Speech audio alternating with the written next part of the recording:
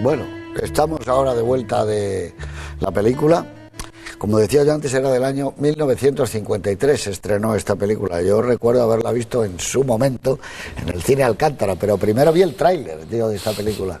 Y el tráiler era como ver un peplum, pero no había más que toda era la batalla. Y luego planos cortos y ponía muy fuerte las letras Marlon Brando, James Mason, Deborah Kerr y tal. Y luego ibas a ver la película. Hombre, y para un chaval de 10 años te quedabas un poco desconcertado porque decías, no, esto es lo que yo me esperaba, hay demasiado diálogo aquí, ¿no? Cuando lo veías. Y yo creo que eso pasó mucho en el público también. No fue una película que tuvo una gran acogida en Europa, ni siquiera en la crítica. Esta película optó ir a Venecia y la rechazaron en el Festival de Venecia. En cambio eligieron una dirigida por Burt Lancaster, la única que hizo él, El hombre de Kentucky. Esa sustituyó a Julio César. Curioso, para que veas cómo eran los vaivenes. Pues como decías, del año 53. ¿Qué pasaba más o menos cuando Mankiewicz ya era un autor muy personal en Hollywood? Pues digamos que en Boston, donde residía desde el 38, muere el poeta Pedro Salinas, autor de La voz a ti de vida, uno de los grandes poetas que ha tratado el amor en la literatura española, pues como los más grandes, ¿no? Y además hizo una versión extraordinaria del romance del mío Cid.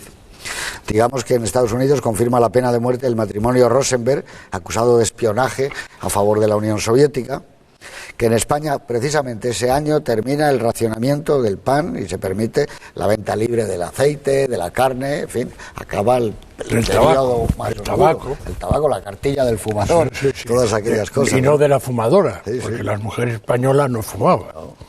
Había algo parecido ahora, que es que el Barcelona se proclamó campeón de Liga, campeón de Copa, porque venció al Valencia ese mismo año y ganó también la Copa Latina. Ganaba todo, es el Barcelona de las 5 copas. O sea que... Y el Festival de Cannes acoge con aplausos y elogios Bienvenido Mr. Marshall, de Luis García Berlanga, con guión de él y de Juan Antonio Bardén y de Edgar Neville. España está presente en el palmarés con esta película y también con otra, Duende y Misterio del Flamenco, dirigida por el propio Edgar Neville, ¿no? Y ya pues para terminar, digamos que muere en Madrid uno de los grandes autores españoles del siglo XX, Enrique Jardiel Poncela, autor de Usted tiene ojos de mujer fatal, Los ladrones somos gente honrada, en fin, y el que en el Teatro Español Buero Vallejo inicia el estreno y su carrera, su segunda obra, La tejedora de sueños. Fausto Coppi, que ya el otro día nos recordaba, nadie sabía, no lo recordaba, ganó el Tour. Fíjate, Fausto Coppi y Bartali, los famosos que eran. Monje volador, ¿no? Sí, la historia devora todo, ¿no? Bueno, pues Bruto, que como yo te decía, que era como el ensayo general de esta obra para hacer Hamlet, porque es un personaje muy de Hamlet, el Bruto, él quería que lo hiciera Paul Scofield. Pero Paul Scofield no estaba muy interesado por el cine. Hubiera sido estupendo verle. Luego lo vimos años después en Un hombre para la eternidad. Y entonces pensó en James Mason, con el que acababa de rodar Operación Cicerón. Y sabía que era un actor extraordinario, ¿no? Pero no sabía hasta qué punto el enfrentamiento de él con otro tipo de actores como Brando podría funcionar. Él sabía que con John Gielgud no habría problema, porque los dos habían sido del Old Vic Theatre y bueno, se conocían desde jóvenes. Pero claro, lo que producía Brando era la entrada de un animal cinematográfico que venía del Kowalski en la obra de teatro de Tennessee Williams, ¿no? Pero hay algunas escenas en donde, como tú decías, hay chispas, ¿no? Eso es tremendo, ¿no? Y es verdad lo que tú comentas de la dirección tan suave, sí, en donde él se enfrenta con ese texto, sí, ¿no? Es cómo se mueve la cámara durante toda la película, como yo decía, los picados y los contrapicados están perfectamente. Esto es para ponerlo casi en las clases de cine, ¿no? Cuando... Hay momentos muy evidentes en los cuales, bueno, quiere resaltar la figura, casi la deidad de Julio César o la sumisión de algunos claro, de Mankiewicz, con lo que se enfrenta cuando acepta este proyecto, que por cierto, habría también que decir cómo hubiera sido esta película si la hubiera hecho Orson Welles, que era el que realmente se moría por hacer esta película. Y el que mejor ha hecho Shakespeare. Claro, ¿dónde hubiera puesto el centro? Porque probablemente Bruto hubiera estado justo en el centro de la película de Welles. O sea, yo creo que hubiera estado más alrededor de la figura todavía que Welles hubiera hecho Bruto. Welles hubiera hecho Bruto si lo hace la obra. No sé. En ese año, sí. Estaba perfecto de la edad, después de Kane. Pero el caso es que, claro, con lo que se enfrenta Mankiewicz es muy sencillo. Es decir, su dilema, es decir, tiene un texto inamovible. O sea, es decir, completamente... ¿Y qué tiene que hacer? tiene que hacer unas buenas interpretaciones y una buena puesta en escena. Bueno, no las hace buenas, las hace magistrales, tanto el capítulo de interpretación como la puesta en escena. La puesta en escena es maravillosa. Pero tú no crees que lo ves ahora, y con todos los respetos, es un thriller político, como de arte y ensayo. Pero es un thriller político. Es de donde nacen todas las... incluso las series de los gángsters, todos...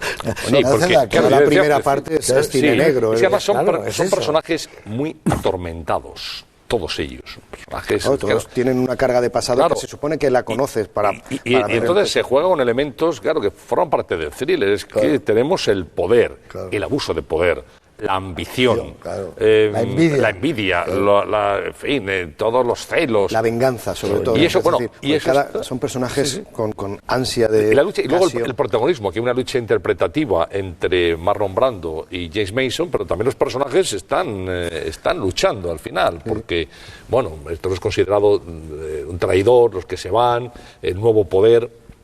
Vemos también como el personaje de Marlon Brando, hay un momento muy, muy revelador, Marco Antonio, cuando están elaborando junto con Octavio la lista de los que van a ser pasados por las armas. Ya en una arrogancia de abuso de poder. Incluso él después se sienta en la silla de César. Se ve el águila después en el respaldo, se siente ya imbuido de poder. De un poder del que abusa también en ese momento, ¿no? Bueno, cómo el poder cambia a las personas, y por eso creo que la cámara lo que hace también es ir sacando las interioridades de los personajes. Ahí creo que Mankiewicz lo ha conseguido plenamente. Y descubriendo la fragilidad de todos y cada uno de ellos. Porque aparentan una fortaleza física y sobre todo moral que no tienen. En el fondo el Shakespeare les ha descubierto la otra cara de la luna, y son todos de una fragilidad tremenda. Nadie está seguro de lo que ha hecho. Exactamente. Y quizá, el Gielgud, el Casio, es el más frágil de todos, ¿no?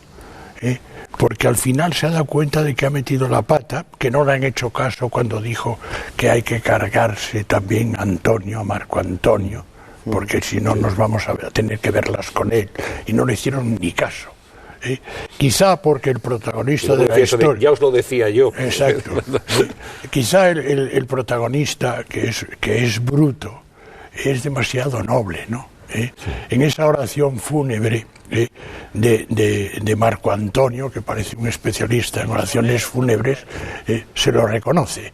Y además, como si dijéramos, le da la alternativa como protagonista. Cuando estamos viendo el cadáver, dice, este es el protagonista. Por eso la película, en una película siempre es muy importante el antagonista. Hitchcock decía que es el más importante de todos, porque sin el antagonista no hay historia, no hay conflicto, no hay conflicto, ¿no? Y entonces por eso la película decrece cuando se ha muerto el antagonista. Ahora, en detalles, hablas del cadáver de Marco Antonio, cuando está, el cadáver de Bruto, cuando Marco Antonio está reconociéndole todo ese valor y su integridad, efectivamente, como la música, una música de percusión muy inquietante, y el detalle de la vela que se apaga con un golpe de la música, ¿no?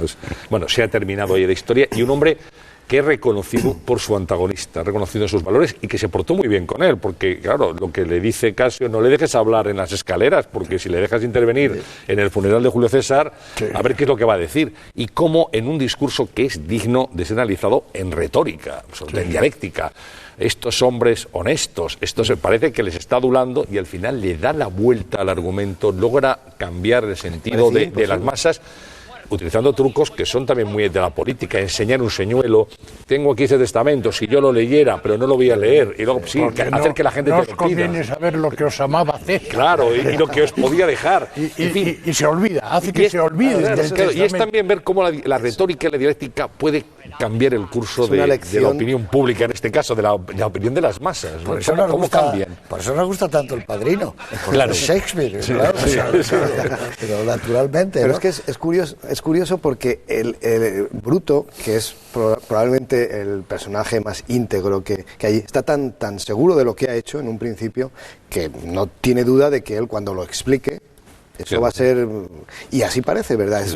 En una escena prodigiosa y con una medida interpretativa estupenda. Es decir, bueno, él lanza su discurso, todos en la escena y en casa lo hemos... Dices, bueno, pues esto es así, es decir, es la justificación que y de repente sale este americano chulo que lo has visto en no sé qué, y dices, es imposible, o sea, él no... la palabra shakespeariana no va a ejercer su... Pero fíjate que es la vida misma, Oti, porque en el fondo la historia está repleta de esos ejemplos, de un líder político que llega como Salvador, que es aclamado y que a los 15 días es denostado y es pasado por las armas, por los mismos que le aplaudían. Es decir, ¿cómo se puede manejar a la masa? A través de la retórica, a través de argumentos. Antonio les